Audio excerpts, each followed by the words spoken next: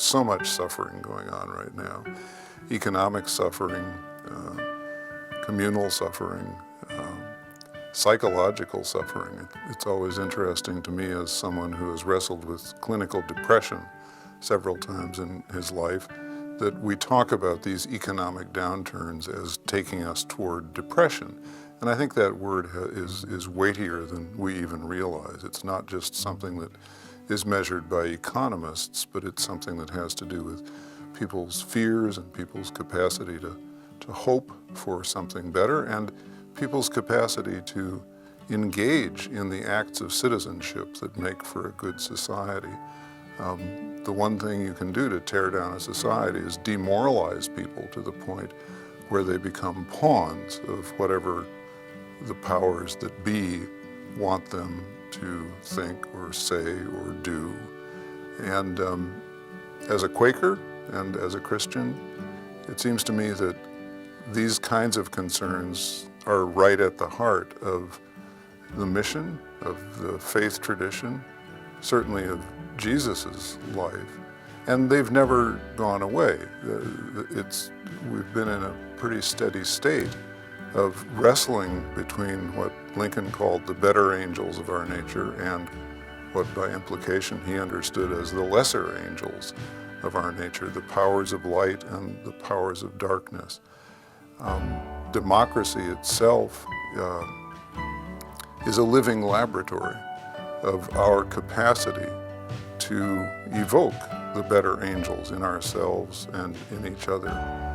I'm talking about the fact that we have the power within us to blow up that lab if we make that choice, but we also have these regenerative powers of the human heart to heal, to make things whole, to build community, and that, it seems to me, is what we need to be doing right now especially, and it's certainly what the church is called to do in these times and in every time, as far as I know. I think the church has a special role in forming the habits of the heart that make democracy possible. Habits of the heart like understanding that we're all in this together. We're all in this together economically, we're all in this together biologically, we're all in this together communally. And I think one of the big things that Christians need to learn to do is to reach across those lines that have historically made us think, well, this is about us, not about them. I think it was W.H. Auden who once said that Christians seem to believe that we were put in the world by God to save all those other people. Why God put all those other people in the world, we haven't got the foggiest idea. And I think that sort of pinpoints a kind of arrogance that actually makes the church an actor on the dark side of this problem that we're now having, and that we've had pretty perpetually over the course of American history and human history as well. Jesus, I think, would have been very familiar with what we're going through right now. He turned over the tables of the money changers in the temple. He was a man of the people and for the people. He had a preferential option, as the theologians like to say, for the poor. And the poor are growing in our society. I read in this morning's paper that over half of the school children in this society are now eligible for the free lunch program. A quarter of the kids in this society go to bed hungry every night. These are intolerable facts, and they're obviously the kinds of things, the kinds of pathologies that Jesus was responding to in his own time and would certainly be responding to today. And if we are the Word made flesh, as I believe we are all called to be as Christians, if we are called to incarnate the gospel in whatever way we're able, then these are things that we need to be responding to as well. what does that really mean, we the people in democracy, and what does that have to do with the Word being made flesh? Mm-hmm. And what is the heart? You said heart. Are you just using that metaphorically, or do you Mm-hmm. really mean heart? And what does the Mm-hmm. heart mean? Mm-hmm. Well, the human heart, if you trace it back to its original and ancient meaning, it comes from the Latin cor, C-O-R, and it means that center place in ourselves where all of our capacities converge. So it's not just our emotions, it's our intellects, our will, our capacity for faith, everything we've got as we try to be in this world and understand the world that we're in as well as ourselves. So when I talk about healing the heart of democracy and about the habits of the heart that we need, I'm not simply talking about an emotional response to the problems around us. We the people obviously were the words that the founders of this country used to call this country into being. We the people of the United States in order to form a more perfect union. Unfortunately, the founders had a very narrow concept of who we the people were. To them it meant landed white gentry. It excluded women. It excluded enslaved human beings. It excluded Native Americans. But they gave us a system of government that I think has a genius in it. And the genius, at least unconsciously, had to do with the founders recognizing their own fallibility, their own limitations.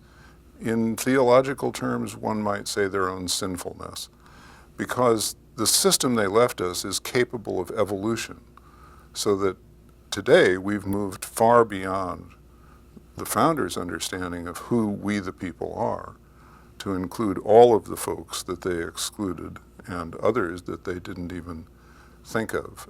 It would have been inconceivable to the founders that by the year 2040, over half of this country will be non-white. So the system of government that they left us makes evolution possible because it has a capacity to hold tension creatively. If you look at the most elemental pieces of the system of our government, the judicial branch, the legislative branch, and the executive or administrative branch, it's very clear across American history that decisions made in one branch of government get held in tension with a different opinion in the other branch of government. And I image I image our government as a loom that holds the tension of various threads of understanding and argument and difference and debate in such a way that we are able over time to keep weaving and reweaving the fabric of a good society. So you have to be a weaver to do this work, and you have to have that tension holding capacity not only in our institutions but within ourselves. It's impossible to be a citizen in this society without holding the tension. And I think what this has to do most centrally with Christian faith as I understand it is that Christianity for me, is a spiritual path that requires me to do what I call stand in the tragic gap, which I think is right at the heart of Jesus' understanding of reality to the extent that I understand him, and my understanding is limited. What do I mean by the tragic gap? I mean that on the one hand, on one side of the gap, we look at the hard realities that surround us, the realities of poverty, the realities of anger and hatred, the realities of despair. We see all of that in the newspapers every day. We read it online and watch it on TV. But on the other side of where we're standing are those things we know to be possible, not because we wish they were so or dream that they might be so, but because we've actually seen them with our own eyes. And we know there's greed, but we've seen generosity. We know there's ferocious competitive individualism and social Darwinism, but we've seen collaboration and community. What we need to be able to do if we want to stay in the action is to stand in that tragic gap, which I think is where Jesus calls us to be, without flipping out on one side or the other. You flip out into too much reality and you get what I call corrosive cynicism, which is, oh, I see how the world works. I'll just get my slice of the pie, a bigger slice than I deserve if I can, and let the devil take the hindmost. Or, on the other side, you flip out into what I call irrelevant idealism, which leaves you sort of floating above the fray. These two things, corrosive cynicism and irrelevant idealism, sound like very different ways of being in the world, but they have the same impact on a person's life. They take us out of the action, they take us out of the tragic gap. In Christian terms, the Messiah has come, but where's the Messiah? The kingdom of God is right here, but where's the kingdom? For me, these are simple realities, the realities of what I hold by faith on the one hand and the realities of the empirical evidence on the other. I have to be able to stand between those apparent polar opposites and hold them in creative tension. There's at least two kinds of tension. There's creative tension and there's destructive tension. And as I put it in the book, which is about the heart of democracy and the habits of our own hearts, there's the heart that's broken into 1,000 pieces by trying to hold these tensions, scattered around on the floor, that takes us out of the action as we crawl around trying to put our hearts back together. But then there's the heart that's broken open by these tensions into largeness, into greater capacity to hold both the joy and the suffering that comes with being human and that comes with living with one another. And those aren't metaphors for me. Those are lived experiences. I know people whose hearts have been shattered and who never managed to put them back together. I also know people who have held the tension, for example, of the dearest person in their life dying. And they go through a period of grieving where they think they don't know how they can go on. They don't know how they can take a next step. But they emerge, and I've seen it happen time and again, saying, I woke up this morning suddenly aware that I've become a larger, more compassionate, more understanding person, more fully inhabiting my own life, more fully able to connect in life-giving ways with other people because of this great loss I've suffered, not in spite of it. And that, to me, is evidence of the heart broken open rather than the heart broken apart.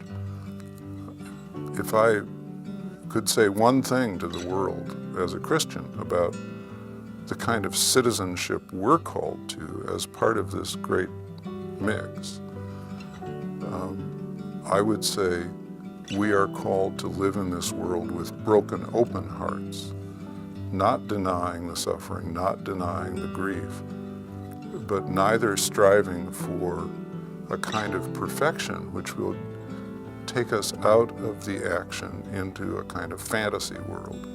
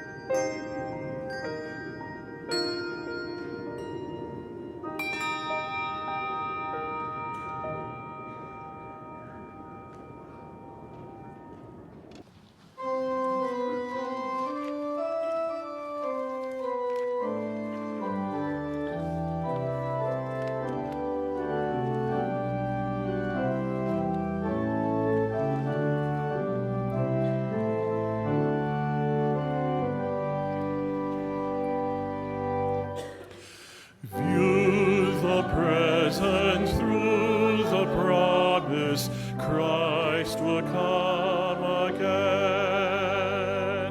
Trust despite the deepening darkness, Christ will come again. Lift the world above its grieving, through your watching and believing in the hope past hopes conceiving, Christ will come again. Probe the present with the promise, Christ will come again. Let your daily actions witness, Christ will come again. Let your loving and your caring and your justice and forgiving be a